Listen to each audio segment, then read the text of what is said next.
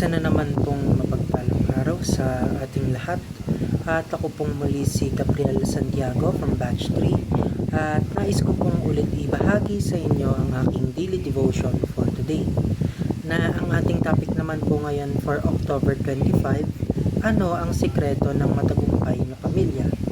Ang ating main concept po ngayon is about unity of the family. At ang ating Bible verse po is nagmumula sa Joshua chapter 24 verse 14 na sinasabi po dito, "Now fear the Lord and serve Him with all faithfulness. Throw away the gods your ancestors worshipped beyond the Euphrates River and in Egypt, and serve the Lord." So, sa panahon po ngayon, ang unity sa pamilya ay isa sa mga pinakamahalagang bagay pero madalas na rin pong nasisira dahil sa mga hindi pagkakaintindihan. Pride or minsan dahil sa kakulangan ng oras para sa isa't isa.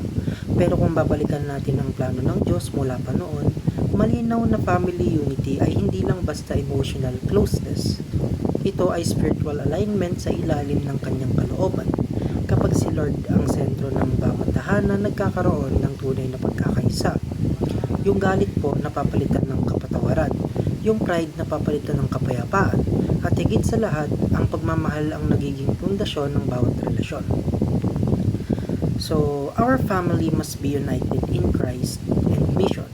Ang pamilya na nakikilala kay Kristo ay nagkakaroon ng isang direksyon.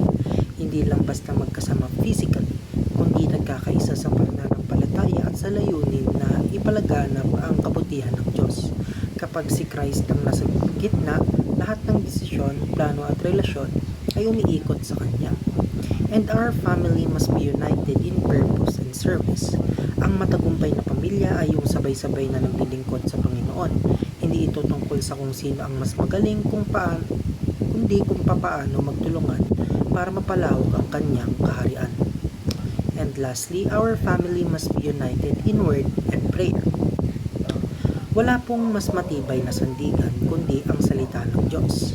Kapag sama-samang nagbabasa ng Bible, nagdadasal at nagbabahagian ng pananampalataya, mas lumalalim ang pagkakaunawaan at pagmamahalan.